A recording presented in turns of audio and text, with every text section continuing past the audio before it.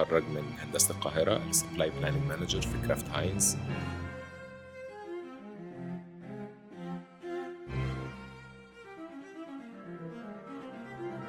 انت بتحب تعرف نفسك ازاي؟ ان انا اعمل كارير شيفت واروح السبلاي تشين. يعني ايه سبلاي تشين؟ كل ده السبلاي تشين. درس مكثف. اخر حاجه الفوركاست. انت اشتغلت في كام صناعة؟ يمكن من اكتر الاقسام اللي ليها علاقه بكل الاند تو اند تشين من اولها لاخرها. ايه هي مقاييس النجاح للسبلاي بلاننج؟ ان انا ارضي العميل في كل وقت، بس في نفس الوقت امينيمايز جدا على قد ما اقدر الكاش اللي مركون في بضاعه في المخازن. 5 حاجات أساسية المفروض تبقى موجودة في أي شخص حابب يشتغل في السبلاي بلاننج. communication skills.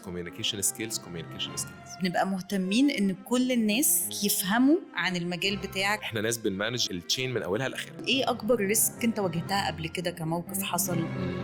مفيش حاجه مجهزه بصراحه، يعني السؤال ده مفاجئ، بس هقول لك. أحمد ازيك؟ الحمد لله كله تمام. ايه الأخبار؟ كله فل.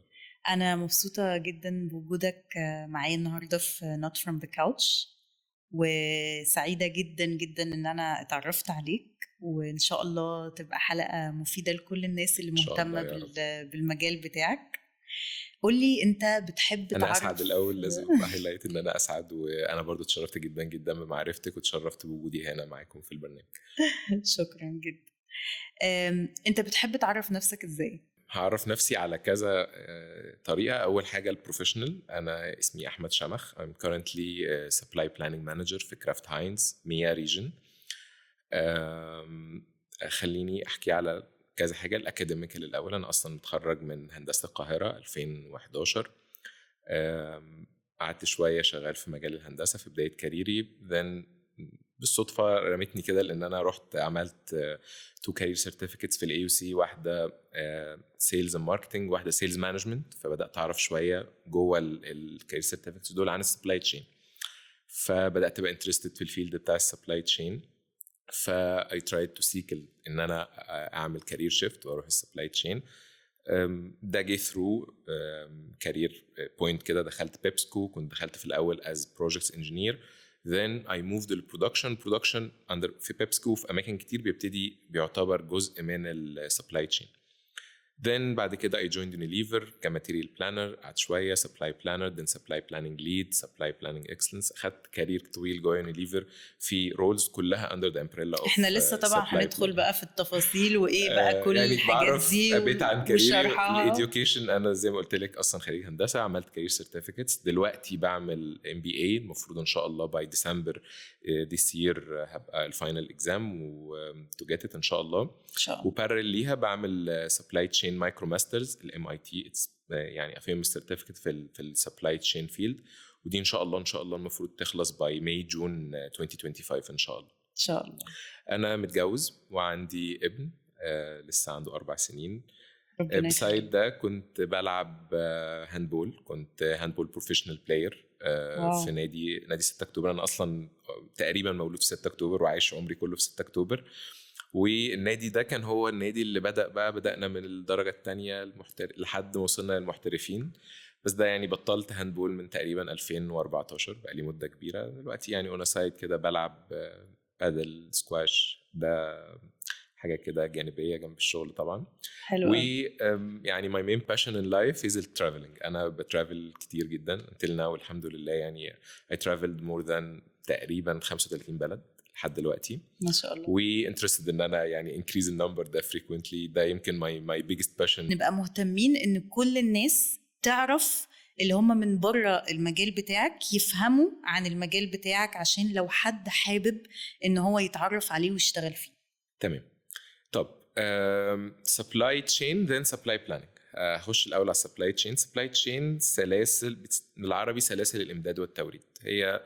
هي ببساطة هي رحلة المنتج من بداية ما بنشتريه كمواد خام لحد أما يوصل للمستهلك. هي الجيرني دي بتتسمى من أولها لآخرها supply chain أو سلاسل الإمداد والتوريد. الرحلة دي بتبتدي بشراء و purchase أو procurement. في النص الجزء الثاني بيسموه make أو operations.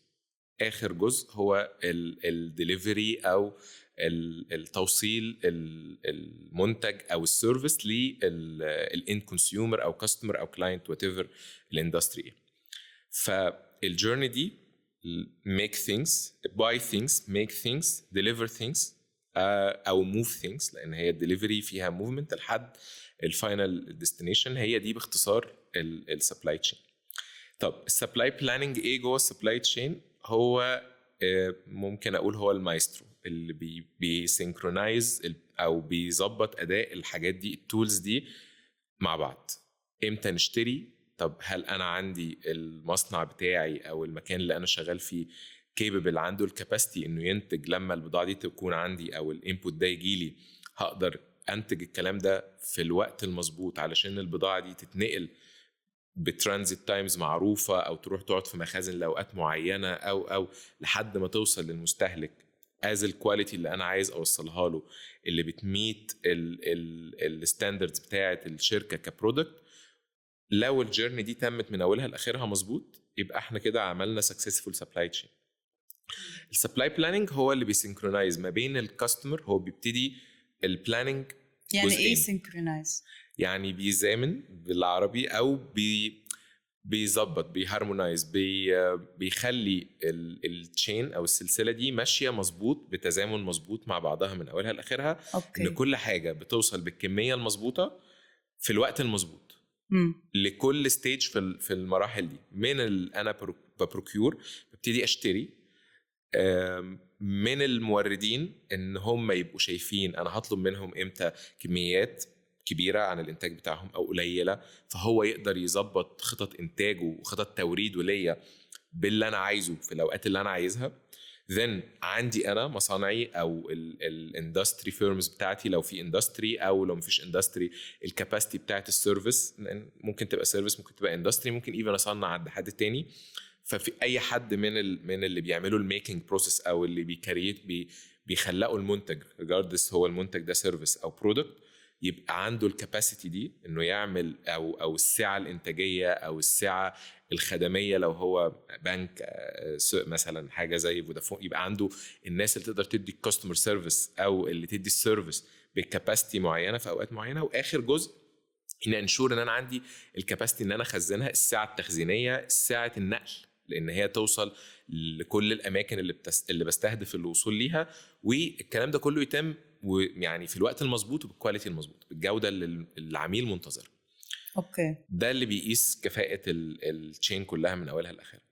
البلاننج جوه التشين دي هو بيدي السيجنالز لكل الناس ان ده اللي هيجي لك في الوقت الفلاني، استعد ليه يا مخزن. احنا عندنا جاي لي الاول البلاننج جزئين، ديماند ده اللي بيفوركست او بيتنبأ، بيدي تنبؤات بالماركت هيحصل فيه ايه، وبيدينا خطه طويله المدى ان انا ابتدي ازاي. انا مثلا في الشهور دي مثلا منتج غذائي، في رمضان مثلا سيزن، فهو بيبتدي يشوف احنا والله هنبيع رمضان ده مثلا كذا كرتونه او كذا علبه من المنتج. then هيجي الصيف ده بيبقى مثلا في كونسيوم، في استهلاك على منتجات معينه في الصيف، بيبقى السمر سيزون بتاعها. then نبتدي نخش الشتاء والمدارس، منتجات تانية. هو بقى بياخد كل البارامترز دي ويديني انا كسبلاي فوركست. الفوركست ده هو مين عايز ايه امتى. ده اول جزء ده، يعني ده من البلاننج. ده اكشلي هو اخر جزء لو بنتكلم على الفلو بتاع البرودكتس، بس هو اول جزء في الفلو بتاع الانفورميشن بتجيلنا منه كسبلاي انا عايزين ايه امتى. احنا بقى كسبلاي نبتدي نعمل اسسمنت لده على تو بارامترز. اولا انا عندي قدره انتاجيه ان اقدر انتج الحاجات دي في المواعيد دي. ده اول حاجه بنتشيك عليها، بنعمل تشيك. انا اقدر عندي مصنعي لتسي السوق في فرصه ان انا ابيع 100,000 طن، بس انا مصنعي يقدر ينتج 80 بس. طب ال20 الجاب دول يا اما بنشوف بقى طريقه ان احنا ننتجهم عند مصانع تانية، او نشوف لهم وسيله للتوريد نشتريهم من حد تاني، او خلاص يبقى دي لوست اوبورتيونيتي هتروح مني في الماركت. في ناس هيبقوا عايزين المنتج بس مش هينزلوا يلاقوه في الشلف لانه مش هقدر اديه. ده اول تشيك، الكاباسيتي بتاعتي، السعه الانتاجيه بتاعتنا بتبقى عامله ازاي. تاني تشيك هو الماتيريالز. انا اقدر الموردين بتوعي عندهم خامات ان انا انتج 100,000 اللي طلبوا في السوق، ولا لا انا ممكن يبقى الموردين يقدروا يدوني 70 بس. فساعتها اضطر اشوف موردين تانيين او اضطر اشوف الموردين نفسهم يبتدوا يدوني من قبل كميات بحيث اقدر افيز او اعمل فيزنج للخطط دي على اوقات، بدل ما انتجها كلها في رمضان ابتدي انتج مثلا لرمضان من قبلها بشويه. فدي كلها تكنيكس احنا بنعملها في السبلاي بلاننج. هدفها الرئيسي ان انا ادي كل الديماند بلانرز عملوا له فوركاستنج، وفي الوقت اللي الكاستمر عايزه في المكان اللي الكاستمر عايزه. اوكي. ده المين تارجت بتاعنا، ده كبلاننج جوه التشين. ايه هي اهميه السبلاي بلاننج في خدمه استراتيجيه الشركه او في نجاح الشركه؟ اهميتها للاستراتيجيه العليا بتاعه الشركه ككل. هنرجع تاني، لازم نتكلم على الاستراتيجيه من الاول. الشركه، اي شركه في الدنيا بتديليفر يا برودكت يا سيرفيس. اي اورجانيزيشن بتديليفر حاجه من الاثنين دول. الاستراتيجيز عموما هي ان الشركه بتجيف a certain value، قيمه معينه للمستهلك او الاند يوزر او العميل بتاعها. اي شركه في الدنيا عندها الخطه او استراتيجي ان هي توصل للعميل ده بفاليو معينه، قيمه معينه. هو بيتراي as much as he can، او اي فيرم بيتراي بافضل ما عنده ان الميزات اللي عنده تبقى ميزات تنافسيه مش عند حد تاني، بتروح بتديليفر المسج دي او الفاليو دي، القيمه دي للعميل بتاعها. ده الاستراتيجي. علشان نعمل ده الشركه بتحتاج اول حاجه تكرييت الفاليو، تخلق الفاليو نفسها وتديليفر الفاليو. ولو الاثنين حصلوا مظبوط، لو اتخلقت مظبوط ووصلت مظبوط للعميل، في ذهن العميل هيحصل حاجه اسمها فاليو بروبوزيشن. القيمه دي خلاص هتتزرع في ذهن العميل او في ذهن المستهلك، ان دي الشركه دي بتديني الفاليو دي، بتديني القيمه دي. فمثلا في ممكن حد يكون مطعم، بس المطعم هو فاست فود، هو بيلعب في ذهن المستهلك انا اسرع حد، انا هجيب لك الاكل بتاعك ويز كواليتي هتحبها، طعم هتحبه، والميزه بتاعتي اللي مش هتلاقيها عند حد السرعه. انت خلال 30 دقيقه مثلا او خلال 20 دقيقه هتلاقي الاكل عندك. هو دي الفاليو اللي هو حطها. طب نرجع بقى للسبلاي تشين. السبلاي تشين لازم زي ما قلت لك هو مسؤول عن انه بيبروكيور ثينجز، هو بيشتري الحاجات، بيعمل الحاجات، بيوصل الحاجات. فهو لازم كل حاجه من الثلاثه دول تبقى aligned مع الاستراتيجي. ان انا خلاص انا قررت ان انا ابقى اسرع واحد، فلازم يبقى عندي الماده الخام جاهزه وبتجيلي فريش كل يوم. ليتس سي انا هعمل حاجه مثلا ساندويتش طعميه مثلا، الراجل ده اللي بيعمل ساندويتش طعميه لازم يبقى عنده فول، لازم يبقى عنده خضره، لازم يبقى عنده سبايسز، توابل معينه، لازم يبقى عنده زيوت، لازم يبقى عنده طحين. كل واحد من دول ده سبلاير، ده مورد. لازم ابقى قادر اضمن ان الموردين بتوعي هيجيبوا لي الكميات اللي انا هبيعها اون ديلي بيزس في الوقت المظبوط، بالفريشنس المظبوطه، باللي انا محتاجه. وساعات كمان ده بيتسمى تير 1 سبلاير. في ساعات ببقى مهتم بالتير 2 سبلاير، المورد. يعني حاجه بتتصنع، يعني مثلا الطحينه مثلا بتتصنع من السم، فلازم اتاكد ان اللي عمل السمسم او اللي جاب التير 2 سبلاير نفسه جاب حاجه فريش وكويسه لتير 1 اللي هيعملها طحينه ويجيبها لي المطعم بتاعي علشان ابتدي اديه كبرودكت للناس. فده البروكيورنج، الجزء بتاع المشتريات، ان انا اتاكد ان انا بشتري حاجات within السبيكس وبالكواليتي اللي العميل هيحتاجها، بالبرايس اللي يخلي الفاينل برودكت سعره within كماركتنج او كفاليو بروبوزيشن عامله معمول في استراتيجيه الشركه يوصل بالسعر ده للكاستمر او الكونسيومر بتاعه. فلازم بدءا من البروكيورنج ده يتعمل بشكل بيميت الاستراتيجي بتاعت الشركه. دان نيجي على الميكنج، المرحله بقى ان الساندويتشز هتتعمل، اتاكد ان الكيتشن بتاعي فيه هايجين ستاندردز مظبوطه، قادر يبقى فيه كاباسيتي من الشيفs او من اللي بيعملوا الساندويتشز دي ان هم موجودين بالكاباسيتي اللي هتقدر تكفر الديماند بتاع العملاء طول الوقت. في عارف الصبح مثلا بيبقى بيك ده في فطار، فيبقى فيه هيد كاونت مناسب للوقت ده، بيروح من امتى، بيجهز بيبريبير الحاجات امتى، بيعمل الاكل. كل المانينج في المصنع او كاباسيتي الانتاجيه بتاعه المطعم او اي فيرم، يعني بدي المطعم كمثال، بس اي فيرم مصنع لازم اتاكد ان الانتاج، خطوط الانتاج قادره تنتج. لو انا بدي سيرفيس، لازم سيرفيس معينه لازم اتاكد ان الكاستمر سيرفيس بيبل او فيرمز قادره تعمل ده. الكاباسيتي تشيكس بتاعه الحاجات دي بتتعمل في الستيج الثاني. اخر ستيج ان خلاص الساندوتشز اتعملت، هتروح للعميل ازاي؟ لازم اتاكد ان عندي ديليفري كابابيلتيز ريجاردلس بقى موتور بايكس، هوصل في فانز، هوصل في الطريقه اللي هتوصل بيها البرودكتس دي. الباكينج سوري انا في حته يعني قبل، هي الباكينج، ان الحاجه دي بعد ما تتعمل هتباك ازاي علشان اتاكد ان هي لما توصل هتبقى فريش، لما توصل هتبقى مش متبهدله او واصله بالكواليتي اللي الكاستمر او الكونسيومر عايزها. كل ده تحت السبلاي، كل ده السبلاي تشين. اوكي. البلاننج هو بقى اللي بيدي السيجنالز لكل الستيجز دي، مين يجهز امتى، انه يجيله كاباسيتي قد ايه. فانا في وقت من الاوقات انا اللي بقول للسبلايرز، انا بديهم فوركاست او كميات، انا يوم ايام الفلانيه والشهور الفلانيه هبقى باخد مثلا كذا طن في اليوم، او كذا كيلو في اليوم، او التوابل مثلا هتبقى بالكيلو، مش عارف الفول او الحاجات المين بتبقى بالتونج او وات ايفر. ده في مثال البسيط بتاع مطعم اللي بيعمل ساندويتشز طعميه. لكن في الصناعات الموضوع بيبقى اكثر تعقيدا، بيبقى مثلا الكيميكالز، الادويه، في كيميكالز معينه، في حاجات مرتبطه بمحاصيل بتطلع في اوقات معينه من السنه. لو هنتكلم عن الصناعه عن الاندستري بتاعك، الاندستري بقى كموضوع اكبر، يعني الاندستريز فيها انواع برضو. في اندستريز بتاعتك اللي انت شغال فيها، انا اشتغلت في نوعين فهتكلم عن الاثنين. في اندستريز غذائيه، انت مرتبطه بمواعيد معينه للمحاصيل، بتطلع مثلا البطاطس بتطلع في اوقات معينه من السنه، محصول معين، انت مرتبطه بان الكواليتي بتاعت البطاطس مثلا يبقاش عليها مثلا مواد حافظه معينه. فانت من الاول بروكيورنج انت بتروحي تتعاقدي مع فلاحين على ستاندردز معينه في الزراعه، انه يزرع بسماد شكله كذا، بمحاصيل بتتروي بشكل معين، بتعمل علشان البطاطس دي لما تيجي عندك ليتس سي في الاندستري تبقى مثلا ما بتشربش زيت، فما تهدرش معاكي زيت، فتميت الجزء الثاني بتاع الميك عندك اللي انت بتعمليه في المصنع، ان هي تطلع مثلا، اتكلم على بطاطس تشيبس مثلا، فهي تطلع مقرمشه بشكل معين، ما فيهاش رطوبه بشكل معين.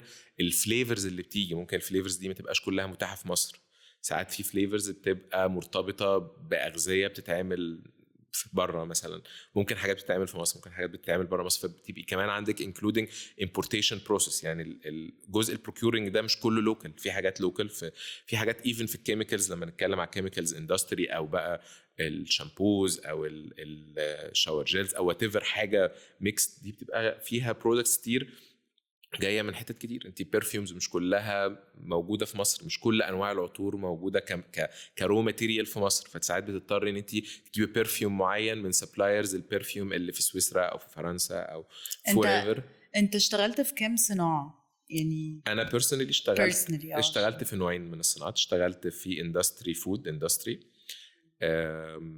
سواء كرافت دلوقتي او بيبسكو، لان انا كنت في بيبسي قعدت وقت معين، واشتغلت في يونيليفر دي فيها اندستري فود برضه، بس انا ما اشتغلتش في الفود اندستري. انا كل شغلي كان في البيرسونال كير اند هوم كير وبيوتي اند ويل بينج، فدي اندستريز اللي كانت اندر ماي امبريلا في يونيليفر، اللي هي منتجات التجميل والمنتجات المنزليه وكده. منتجات عنايه منزليه وعنايه شخصيه وتجميل، حاجات عنايه بالبشره، عنايه بالشعر، الانواع دي من المنتجات. ايه هي اكتر الاقسام اللي السبلاي بلاننج بيتعامل معاها جوه الشركه؟ السبلاي بلاننج يعني زي ما حكيت لك هو رول مينلي، هو سنتر اوف كوميونيكيشن، فبيتعامل مع ناس كتيره جدا جدا جوه الشركه. يمكن من اكتر الاقسام اللي ليها علاقه بكل الان تو اند تشين من اولها لاخرها، لان انت ماسكه من البروكيورنج، من المصنع، من الكواليتي، من الار ان دي للماركت، كل الار ان دي، ريسيرش اند ديفلوبمنت، ودي جزء يعني بالعربي البحوث والتطوير، وده جزء مهم من التشين اللي بيبقى مسؤول عن التحسينات اللي عايزين نعملها في المنتج، لان في نسبة كبيرة من الأحوال التحسينات دي بتبقى مرتبطة بتحسين مواد خام أو حاجة من اللي هنحتاج نجيبها من موردين، أو فاللي بيظبط برضو تاني الكوميونيكيشن دي والفلو دي لازم يبقى ثرو سبلاي بلاننج. فهو زي ما قلت لك السبلاي بلانر هو مايسترو، السبلاي بلاننج هو حد بيظبط وبيهارمونايز ناس كتيرة مع بعض، فلازم يبقى عنده تواصل مع البروكيورمنت ده اللي هو القسم اللي بيبقى مسؤول عن المشتريات من الموردين، وده بيبقى من الكونتاكتس المهمة جدا واللصيقة، تبقى علاقة داي تو داي، انت عايزة كل التفاصيل عن كل الموردين طول الوقت تبقى لايف عندك علشان تبقي شايفة من بدري اي ريسك. هتحتاجي تجيبي ماده خام فيها مشكله، هتحتاجي تجيبيها من مورد تاني، هتحتاجي مش هتيجي خالص، هحتاج اقول للبيع انه لا المنتج ده مش هيبقى موجود في الوقت الفلاني، فخططوا ان انتوا هتبيعوا حاجه تانية او هتريبلسوه بمنتج تاني في السوق لان الماده الخام بتاعته مش موجوده. فدي من اكتر العلاقات اللصيقه والمهمه جدا البروكيورمنت. الجزء الثاني الديماند. الديماند طلب، اداره الديماند بلاننج، تخطيط الطلب في السوق، تخطيط الطلبات يعني. تخطيط طلبات السوق. ده هو اللي بيقول لي، ده عيني على السوق، ده هو اللي قادر يفوركست، هو اللي شايف الحركه في السوق عامله ايه، احنا بنبيع ما بنبيعش، في اندر اتشيفمنت، في اوفر اتشيفمنت، اندر اتشيفمنت، حققنا اكتر من الخطه المستهدفه للبيع او حققنا اقل، المنتج بيتحرك في السوق مش بيتحرك. فده بيخليني انا من الناحيه التانية، لا انا كان في بضايع جايه لي في الطرق، اقول لا للسبلايرز اهدوا، انا مش ببيع كويس، فانا محتاج اقلل خطه الانتاج في المصنع، محتاج اقلل العماله اليوميه او الماننج في المصنع، الكرو بتاع المصنع اقلله، لو في عندي عماله موسميه او مش موجوده بظبط خطه الانتاج، بظبط الماشينز اليوتيلايزيشن، ابتدي ابيع مثلا من منتجات ازيد فزود خططها، ومنتجات اقل فقلل خططها على نفس خطه الانتاج، بحيث الساعه الانتاجيه تبقى بستخدمها بافضل شكل. فده تاني قسم. الديماند ده اللي بيديني عين على الكاستمر، البروكيورمنت ده اللي بيديني العين على الموردين او السبلايرز، والبارل بقى ده طبعا لازم مع المصنع ومع الكواليتي طول الوقت بيبقى فيه لايف برضو كوميونيكيشن، ان اي حاجه في المصنع، اي خط انتاج فيه مشكله، انتاجيته مش متحققه مظبوط، ده دايركتلي هي امباكت اللي رايح للسوق واللي هيروح للماركت. فلازم كل الكوميونيكيشن دي تبقى لايف عند كل ال 360 بتاع البيزنس، كل الناس تبقى شايفه ايه اللي حاصل. اللي بينقل المعلومات دي ما بين كل الناس دي هو السبلاي بلاننج. لو في مشكله عند البروكيورمنت بيجي يقولها للسبلاي بلانر، انا اللي بروح اقولها للبيزنس. لو في مشكله في كواليتي حاجه بتيجي تتقال للسبلاي بلاننج ان انت مش هتنتج بده لانه في مشكله كواليتي، فالحق اعرف البيزنس واعرف البروكيورمنت انه يجيب لك ريبليسمنت مكانها او يشوف سبلاير تاني لان الماده الخام دي فيها مشكله كواليتي. المصنع لو عنده مشكله بيجي يقول لي.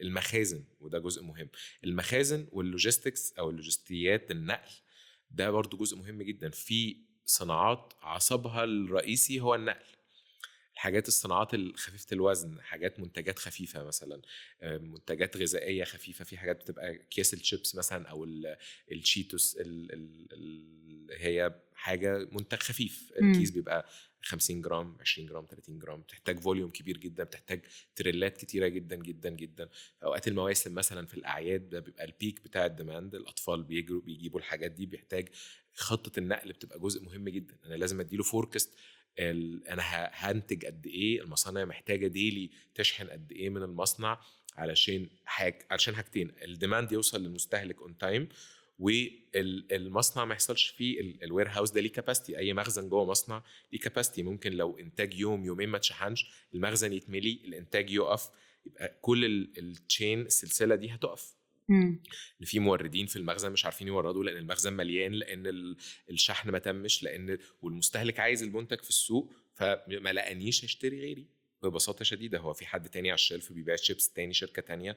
فالتشين دي من اولها لاخرها السنتر اوف كوميونيكيشن هو السبلاي بلانر. السبلاي بلانر بينقل او السبلاي بلاننج بينقل حاجتين اوت اوف 3 حاجات بيتعملوا في السبلاي تشين. السبلاي تشين عباره عن ترانسفير اوف او انتقال ماني، فلوس بتروح من اماكن للتانية، جودز بضايع او سيرفيسز من اماكن للتانية، وانفورميشن. البروكيورمنت يمكن هو اللي بيتكلم شويه في موضوع البرايسنج او الماني اندر ذا امبريلا اوف بروكيورمنت، لكن الانفورميشن والبرودكتس اللي بيهندل الفلو بتاعهم هو السبلاي بلانر. السبلاي بلاننج از اوفرول هو بينشور ان البضائع جت من الموردين في الوقت المناسب، اتصنعت في المصنع بالكاباسيتي المناسبه في الوقت المناسب، راحت للموزعين او للمحلات دايركتي او برضه في الوقت المناسب. الفلو اوف جودز ده، البضائع ده اللي بيحدده هو السبلاي بلان. احنا اللي بينزل خطه الانتاج للمصنع، احنا هننتج دي امتى علشان تطلع امتى، هو يبقى السبلاي بلان. بيدي فوركاست للمخزن، خلي عندك ساعه تخزينيه في الوقت الفلاني بساعه عدد باليتات معين او ده السبلاي بلان. بيقول اللوجيستكس للمخازن، جهز 30 تريلا في اليوم، 40 تريلا، 20 تريلا، 10 بس، لا ده بكره ما فيش خطه شحن خالص. اللي بيظبط ده كله هو السبلاي بلان، هو اللي بيدي سيجنالز للانتيتيز دي اللوجيستكس، واخر تشين هو بيقول للديماند ان كيس السبلاي ده طلع اون تايم مظبوط، خلاص الدنيا تمام. في حاجه ما طلعتش، حاجه حصل فيها فاريشن طلعت اقل من المنتظر لاي مشكله بقى، سواء عند المورد او عند المصنع او في اي حاجه من التشين، بتحصل مشاكل في بعض الاوقات. اللي بينقل الانفورميشن للبيزنس، يا جماعه انتوا هيبقى عندكم ريسك، الازايز دي مش هتطلع، العلب دي مش هتطلع، الكراتين دي مش هتطلع اون تايم، هو السبلاي بلان. طيب ازاي بتقيس نجاح او ايه هي مقاييس النجاح للسبلاي بلاننج، او زي ما بيسموها في البيزنس الكي بي ايز، الكي بيرفورمانس انديكيتور؟ هي برضو هي مرتبطه بالتشين. احنا وظيفتنا ان احنا نوفر المنتج بالكميه اللي الكاستمر عايزها او الكونسيومر عايزها في الوقت اللي هو عايزه. فانا اهم مقياس عندي هو كميه المنتجات اللي اتوردت من العميل طالبها في التايم اللي هو عايزه. فاهم مؤشر اداء بيتسمى بالانجلش سيرفيس ليفل، او مدى مستوى الخدمه اللي بيطلبه العميل. انا جاي لي كام اوردر في الشهر، طلعت منهم كام اون تايم بالكميه اللي العميل عايزها ولا لا. البرسنتج دي هي اللي تقول انا عندي كفاءه في اداره السبلاي بلاننج ولا لا. الكي بي اي الثاني او مؤشر الاداء الثاني دايما بيبقى الانفنتوري.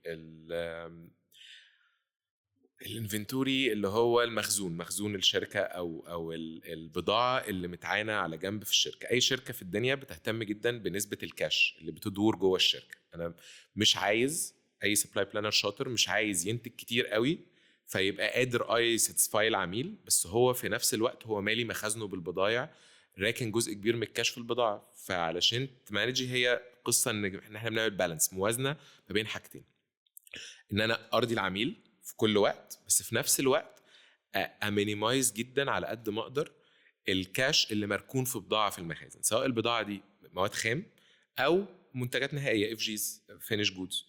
في الحالتين انا ما بحبش اعمل ده، او اي شركه ما بتحبش تعمل ده. ليه؟ لان المنتجات دي ممكن ما تتباعش فتتعدم، تبقى بزنس ويست، تبقى خساره للشركه. او ايفن انا عايز دايما يبقى عندي، اي شركه تبقى عايزه فلكسبيليتي، الكاش اقدر انفستو براحتي في حاجه ترندي في الماركت، نزل في وقت معين مثلا، طلع ترند في الماركت باتجاه مثلا المقاطعه، فانا عايز اعمل ارت ورك جديد اكتب عليه ان انا منتج مصري، او اكتب عليه ابروموت فكره المقاطعه، استغل الاوبورتيونيتي اللي في الماركت. لو انا راكن بضاعه كتير في المخزن ما عليها الليبل او وات ايفر هحطه ما عليهوش اللوجو ده، انا هعمل حاجه من الاثنين، يا هيفضل مركون في المخزن وهعمل واحد جديد يفضل مركون ممكن يبوظ ايفن وانا قبل ما استخدمه، فانا ابقى خسرت الفاليو بتاعته كفلوس، او ان انا استخدمه وافضل وقت كتير في الماركت مش قادر اكابتشر الفرصه اللي الكومبيتيشن بتاعي بيستغلها. هو راح عد الارت ورك ليه؟ لانه انا عندي انفنتوري كتير اكتر من المفروض اشيله.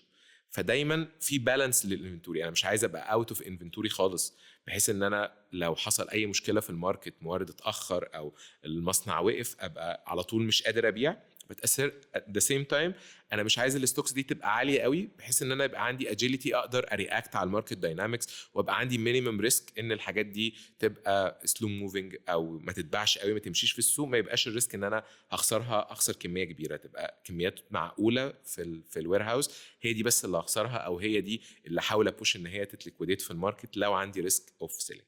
فتاني ليفل هو الانفنتوري، ان هو ما بيبقاش ان انا عايزه قليل قوي، ما بيبقاش ان انا عايزه عالي قوي، يبقى دايما عايزه بالانس اد ميد بوينت كده في النص. كل شركه بتحددها هي عايزه تحط في الانفنتوري قد ايه اللي يكيب البالانس ده، ان انا قادر اسيرف العميل في باغلب طلباته، بماجوريتي اوف طلباته، وفي نفس الوقت من الناحيه الثانيه انا مش شايل كتير قوي، بحيث لو حصل اي ماركت ديستربنس ابقى قادر عندي الاجيليتي ان انا اتحرك مع الماركت بسرعه، ما بقاش مربوط بكاش كتير مركون في هيئه معينه او في شكل معين اوريدي فيكسد عندي على الارض. بس ده تقريبا هي اصلا ايه اكبر ريسك مثلا ممكن يواجهها السبلاي تشين، او اكبر ريسك انت واجهتها قبل كده كموقف حصل؟ بصراحه اي سبلاي بلانر هو حد بيعيش وسط يومه كامل، يومه كل يوم هو حد بيريسك مانج. بالريسك مانجمنت هو جزء اساسي جدا جدا جدا من السبلاي تشين عموما ومن السبلاي بلاننج. انا زي تقول لسه بحكي لك، احنا ناس بنمانج التشين من اولها لاخرها، كل السبلايرز. Imagine عندك سبلاير في الهند، طلع تاني يوم في الحرب اليمن في ناس عملوا مشكله في البحر الاحمر ما بقاش فيه ملاحه. انا كسبلاي تشين، اي حد في السبلاي تشين هو متاثر بالقرار ده. اليمن وبعيد جدا قناه السويس، في يوم المركب اللي هي ايفر جرين وقفت سدت قناه السويس، فلو البرودكتس كله اللي انت مستنياه علشان تنتجي بيه في اوقات معينه وقف. انا جاي لي بضايع من الهند، من الامارات، من اي حاجه من الشرق بتعدي، انا عامل حسابي على مرور ملاحي معين في باب المندب، بتجيلك مثلا وذن 20 يوم 21 يوم. فانا عامل حسابي ان انا وذن 21 يوم هيخش لي برودكت معين في المينا، هعمل له مثلا تخليص جمركي في اسبوع 2-3، هيطلع لي في الوير هاوس عندي بعد شهر ونص، علشان انتج بيه خطه بيع مثلا في شهر هتتباع بعد 2.5 من دلوقتي.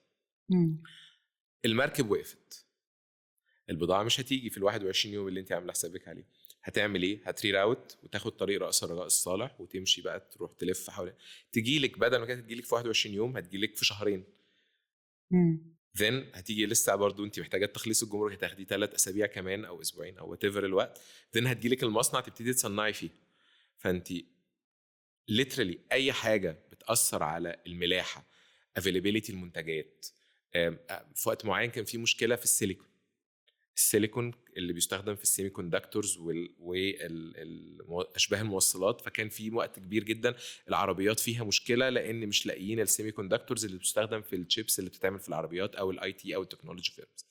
طب ده ياثر عليا؟ ياثر عليا. انا واحد اي شامبو او اغلب الشامبوز بيبقى فيها سيليكون، فلما في ازمه في السيليكون في الاندستريز المهمه اللي الدول بتعتبرها استراتيجيك، بيدي برايورتايزي على طول اندستريز لايك بيوتي اند ويل بينج. هو مش انت مش برايورتي دلوقتي، فممكن تلاقي ان انت مش عارفه تجيبي السيليكونز اللي انت هتحطيها في الشامبوز علشان تخلي الشامبو بينعم الشعر، فتلاقي ان انت مش قادره طب اي حاجه بوليتيكال ايكونوميكال سوسيو كلتشر، كل الحاجات دي بتاثر على اي حاجه بتاثر في الماكرو انفايرمنت بتاثر على السبلاي. طب في الحاله دي بتتصرفوا ازاي؟ بتعمل ايه؟ طبعا بيبقى في تكنيكس كتيره للحلول على حسب السيتويشن. في حاجات ما بيبقى لهاش حلول خالص، بتضطر ان انت تجو اوت اوف ستوك في الماركت، ما تعرفيش تدي العميل وتلوزي اوبورتيونيتي، وشركات بتخسر ملايين كتير بسبب الموضوع ده. بس في بقى حاجات بيبقى لها حلول. انا مثلا في الكيس بتاعه الخطوط الملاحيه ممكن نجو ان انا اجيب الحاجه بالطيران، فما اضطرش ان انا امر بالمركب. في طبعا ده بيكوست اعلى، بس بحسبها انا الكوست اعلى ولا ابقى اوت اوف ستوك خالص، ابقى مش موجود على الشلف. لا انا ابيع حتى لو هبيع بمارجن اقل، بهامش ربح اقل، احسن من ان انا ابقى اوت اوف ستوك خالص. كل مشكله ويبقى لها حلولها طبعا، بس تبقى بقى كوبريشن ما بين كل التيمز. مثلا ممكن الماده الخام دي اشوف بديل ليها في السوق المحلي، ما تبقاش بنفس الجوده او بتبقاش بتبرفورم 100% نفسها او اغلى سنه، او يعني الحلول بتبقى it comes طبعا always with a cost، either cost دي financial او time او بس في الاخر هي بتبقى كل مشكله بتعمل لها في وقتها طريقه للتعامل معاها. ساعات مثلا بتبقى المشاكل متعلقه بريجوليشنز بتطلع في الدوله، تقدريش تتعاملي مع مثلا في وقت من الاوقات الدوله قررت ان الاستيراد يتعمل بدوكيمنت معين اسمه الاعتماد المستندي، بدل حاجه راننج الناس كلها شغاله بيها اسمها مستندات التحصيل. التغيير ده بيخلينا مثلا حصل اوفر فلو رهيب على البنوك، ان فجاه البنوك بقى اي استيراد لازم يتم من خلال البنك، ما بقاش يتم دايركتلي بيني وبين المورد. فالبنوك فجأة بقى عندها كمية لود كبيرة جدا جدا. أنا كشركة بقى شطارتي في إن أنا أعمل استراتيجيك الاينس مع بنك معين، أروح لأنه بياخد كاش معين مني أو بديله افيلابيليتي معينة لفلوس أو انفستمنت معينة، فيديني برايورتايزيشن، أنت خد البرايورتي هطلع لك أكبر كم من مستندات التحصيل. ده بيبقى أكشن. الاكشن بيبقى على حسب المشكله وبتظهر امتى وازاي. بنقعد بقى كل الناس اللي في الشركه المتاثره بالقرار او بالسيتويشن ريجاردس، هو حاجه في الشيبمنتس، حاجه في الملاحه، بنجيب التيمز المتعلقه باللوجيستكس، شركات الشحن، نروح بقى للشركات الترانسشيبمنت الكبيره، ميرسك ولا MSC ولا هاباجلويد، يعني وات ايفر الفيرمز الكبيره اللي شغاله في المجال، ايه الحلول اللي تقدروا توفروها؟ طب تقدروا تجيبوا ازاي؟ طب ده هيوصل ازاي؟ ونبتدي نديفلوب خطوط ملاحيه جديده بوقت اسرع. ممكن ما يبقاش 21 يوم لو هيمر في البحر الاحمر، بس يبقى اوقات اسرع، بدل ما يقف في مواني كتير مثلا وهو جاي وهو واخد مثلا رجاء الصالح، ممكن لا يجي دايركت على مينا دمياط او مينا اسكندريه.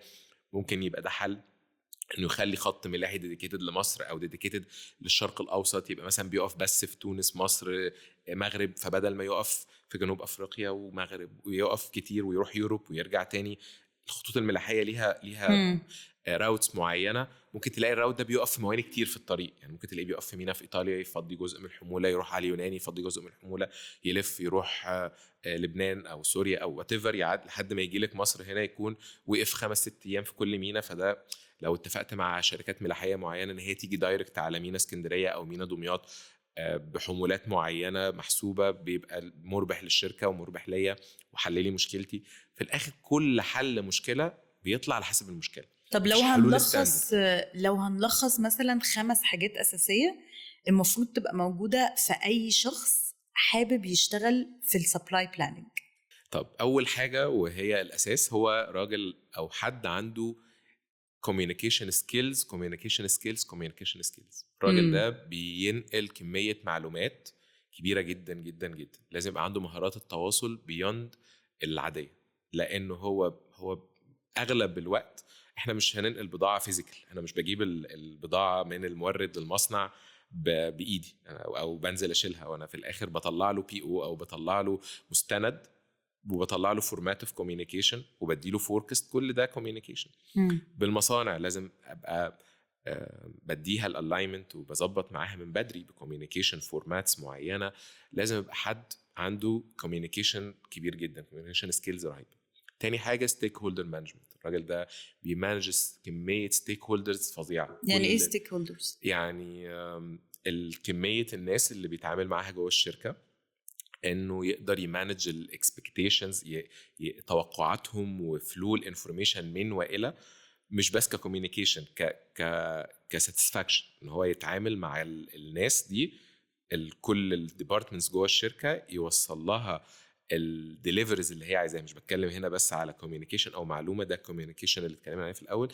لا، يفهم هو مين في الشركه عايز ايه، الديبارتمنت ده بيسعى لايه، ويتراي دايما انه يقدر يعمل ميد واي كده، اللي هي وين وين سيتويشنز، يكرييت السيتويشن ده مع كل حد. يفهم مثلا ان بتاع البروكيورمنت جوه شركه ده بيدور دايما على برايسنج وسيفنجز، فبيبقى بيبوش معاه في حته انا عايز سيرفيس وتايم وهو عايز برايسنج. ازاي نحقق اللي يماكسمايز البنفيت للشركه، ازاي يبريزنت ده ويحقق دايما ساتسفاكشن لكل الستيك هولدرز اللي عنده في التشين.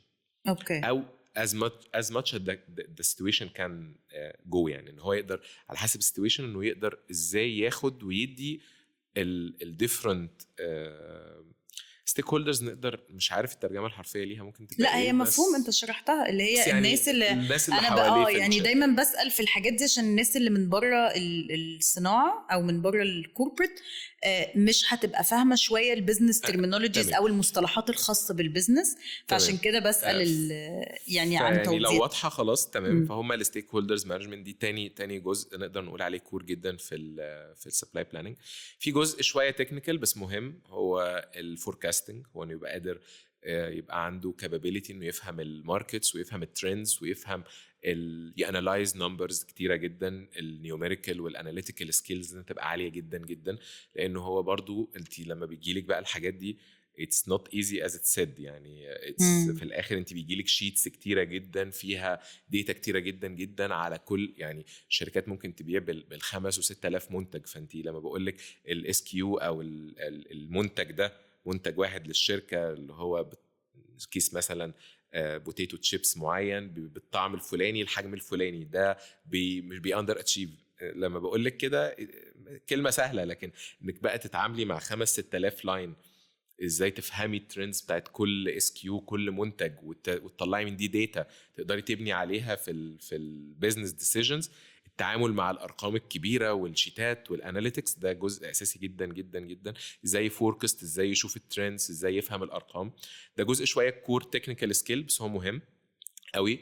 وبرضو اسينشال جدا عند اي حد بلانر، لازم يبقى عنده نيوميريكال سنس عالي جدا جدا، لازم يبقى شايف الارقام، بيفهم الارقام، مش بس بيشوفها يتعامل معها كرقم، هو فاهم واتس بيهايند، هو محتاج يلينك، عنده نتورك كده في دماغه هو ده لينكد بايه، ويتش فيندور ممكن يبقى عنده مشكله، فلازم يبقى فاهم هو الاكشنز بتاعته هتتبني ازاي بناء على شويه ارقام هيشوفها في شيتس. لازم يبقى عنده ده عالي جدا، وهو كور سكيل برضو بالنسبه للبلانر. سواء كل دول هحطهم في بند واحد، هي كور سكيلز، سيت اوف كور سكيلز فيها النيوميريكال سنس، الحس الرقمي، الحس الارقام، نقدر نقول فيها الاناليتيكال سكيلز، الحس التحليلي، هو ازاي انالايز ارقام لو جات عنده، ازاي يحللها ويفهم منها هو عايز ايه. واخر حاجه الفوركاستنج. الفوركاستنج اللي هي معناها ايه؟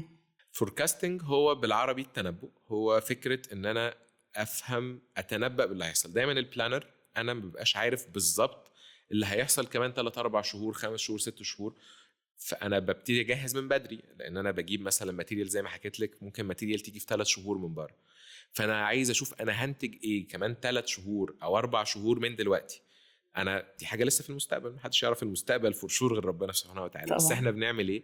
احنا بنعمل حاجه اسمها فوركاستنج، ان انا بتنبأ ب تولز، وسائل احصائيه معينه، و تكنيكس، ليها ساينتفك تكنيك، ان انا والله السنه اللي فاتت مثلا في رمضان بعت اكس من الاطنان 10 طن، طب انا السنه دي مثلا الناس في مصر عددهم زاد شويه، ومثلا حصل نمو اقتصادي بنسبه اكس، فالناس اللي هتشتري السنه دي هتبقى ازيد من اللي اشترت السنه اللي فاتت بنسبه معينه، فابتدي احط ارقام تتنبأ بان رمضان الجاي هبيع كذا، علشان قبل رمضان ب3 4 شهور ابتدي انا اشتري واجيب المنتجات اللي هنتجها في رمضان لما توصل، علشان هبيعها في السوق في رمضان. فلازم يبقى البلاننج دايما في جزء بالتنبؤ، وعلى قد الفوركاستنج ده بيبقى اكيوريت دقيق وقريب للي بيحصل في الواقع، على قد ما الشركه بتبقى قويه جدا والسبلاي تشين بتاعها قوي.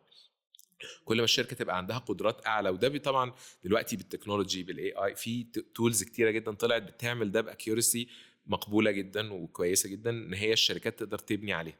لان في الاخر انا ما فيش حد فعلي عارف بالظبط ايه اللي هيحصل في رمضان طبعا. الجاي الله أكيد. اعلم باللي هيحصل، بس كلنا بنجتهد ان احنا نتخيل اللي هيحصل. هي دي فكره الفوركاست. بنتكلم على نيجوشيشن سكيلز كتيره جدا، لان انت الفيرست كونتاكت اوف سبلاير مش بيبقى البروكيورمنت غالبا في اغلب الشركات بيتفقوا على انيوال او استراتيجيك اجريمنتس مع السبلايرز، بس الكول اوف وابتدي تيجي ازاي امتى ده السبلاي بلانرز وتحديدا الماتيريال بلانرز، وده جزء من السبلاي بيعملوه.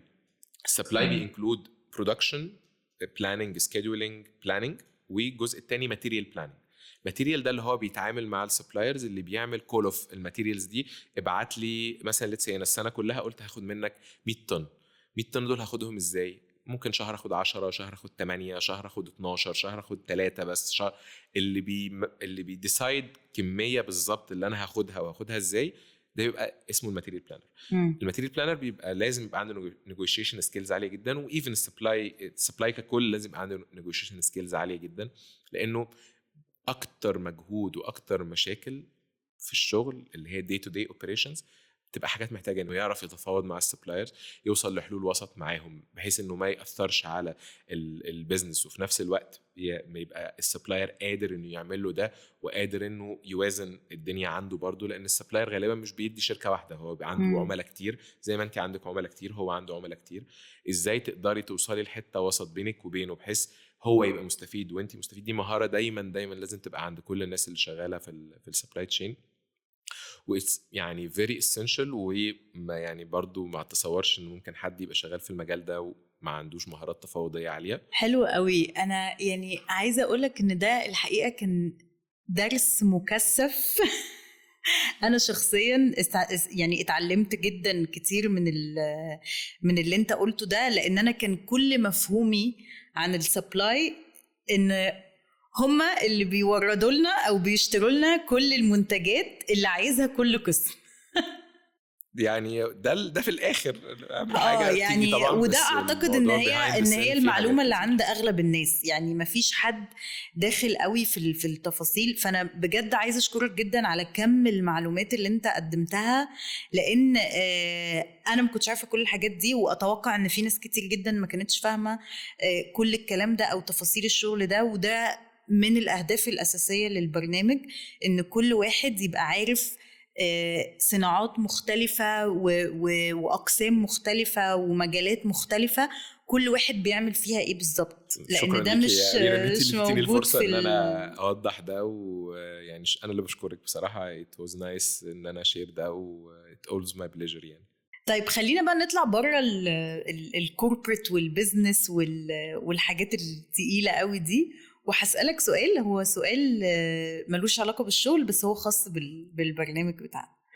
لو انت عندك قوة خارقة، والقوة دي هتقدر ان انت تستخدمها في انك تغير حاجة للأفضل، هتبقى ايه القوة دي وهتغير بيها ايه؟ ومش لازم تكون في الشغل، يعني ممكن حاجة في الحياة، ممكن حاجة في البلد بتاعتك، ممكن حاجة في شغلك، في اي مكان انت عايزه. مفيش حاجه مجهزها بصراحه يا أميرة، السؤال ده مفاجئ، مش بس مش لازم تجهز. خليني هقولك. يعني انا دايما يعني لو انا بيرسونالي عندي حاجه خارقه، هتبقى اجد علاج للامراض اللي موجوده كلها. نفسي يبقى ما فيش نوع من انواع المرض في الحياه. لو هختار علاج واحد هيبقى الكانسر، بس لو هختار مجموعه امراض ففي امراض كتيره جدا جدا جدا. من اكتر الحاجات اللي بتضايقني بيرسونالي ان اشوف انسان بيتألم من المرض او مش قادر يبقى متمتع بكامل صحته لأي مكان بقى نوع المرض او الألم اللي عنده. دي اكتر حاجة يمكن لو ماجيكال حاجة تحصل، هي ان فجأة ننام نقوم يبقى الناس كلها معافاة في صحتها في أبدانها بشكل كامل. يعني دي يمكن أكتر حاجة بتمناها، ولو ده متاح عندي هعملها. حلو قوي. احنا دايما بنسأل السؤال ده لسببين. اولا لان هو بيدي افكار لناس كتير ايه الحاجات اللي احنا محتاجين نشتغل عليها علشان نعمل بيها تغيير ايجابي حتى لو بسيط. وثانيا عشان هو الشعار الاساسي للبرنامج بتاعنا او للبودكاست هو استخدم قوتك للتغيير الايجابي. Use your power for a positive change. فان احنا عايزين ننشر الوعي عند كل شخص كلنا عندنا باورز. يعني معنى ان انت عندك باور ده مش لازم تكون حد في منصب كبير، ولا لازم تبقى يعني رئيس دولة ولا صاحب بيزنس ولا كل الكلام ده. الباور ممكن تبقى في الكلمة، ممكن تبقى في الإقناع، ممكن تبقى في مساعدة ولو بسيطة، انك تعلم حد حاجة، انك تساعد حد انه يتفتح له باب رزق او يشتغل او كده. فكلنا عندنا باور، كل واحد فينا عنده قوة خارقة ربنا خلقه بيها هو لوحده، هو شاطر فيها. في ناس بتكتشفها في وقت قصير محظوظين، في ناس بتاخد وقت أطول شوية علشان تكتشفها، وفي ناس ممكن تموت وما تكتشفهاش للأسف. طيب كل ضيف من ضيوفنا بيكون ليه مساهمة. انت حابب المساهمة بتاعتك لنوت فروم ذا كاوتش تكون ايه؟ تمام. طب يعني as I told you أنا بهتم جدا بالناس والبيبل، ف I would love إن أنا لو ده حد interested إن أنا ممكن plan 3 coaching sessions لحد يبقى interested يشتغل في field supply chain in general والplanning in specific، وأبقى more than happy إن أنا أساعد بده. additionally لو في opportunities مفتوحة سواء في المكان اللي أنا موجود فيه دلوقتي كرافت هاينز، أو في أي مكان ممكن أبقى اشتغلت فيه قبل كده، أقدر أساعد بإني بس أوصل السيفيز للHR، أتأكد إن ممكن الناس لو حبت أساعد في ده ممكن أساعد بده بنسبة كبيرة. حلو جدا. يعني دلوقتي لو انت او انتي بعد ما اتفرجتوا على الحلقة حاسين ان انتوا مهتمين بالمجال ده وعايزين تشتغلوا فيه، فأحمد هيتطوع انه ياخد 3 أشخاص يعمل لهم توجيه او كوتشنج 1-to-1 خاص علشان يجاوب على كل الأسئلة ويعمل زي جايدنج أو زي توجيه ليكي أو ليك علشان إيه الحاجات اللي انتوا تركزوا عليها لو انتوا عايزين تنجحوا في المجال ده أو عايزين ان انتوا تشتغلوا فيه. والحاجة التانية طبعا لو في أي فرصة متاحة شايفين إن هي مناسبة ليكوا سواء في الشركة بتاعته أو في شركة من الشركات اللي اشتغل فيها قبل كده تقدروا إن انتوا تتواصلوا معانا علشان توصلوا لنا الCV بتاعكوا وإحنا نوصله لأحمد عشان يساعدكوا إن انتوا تدخلوا الشركة دي. أحمد شكرا جدا جدا جدا على وجودك النهاردة وشكرا تاني على المعلومات القيمة قوي اللي انت ضفتها للحلقة والنوت فروم ذا كاوتش. ربنا يخليك يا أميرة، أنا اللي بشكرك جدا على الفرصة ويعني بشكرك جدا جدا. ألف شكر. شكرا جدا.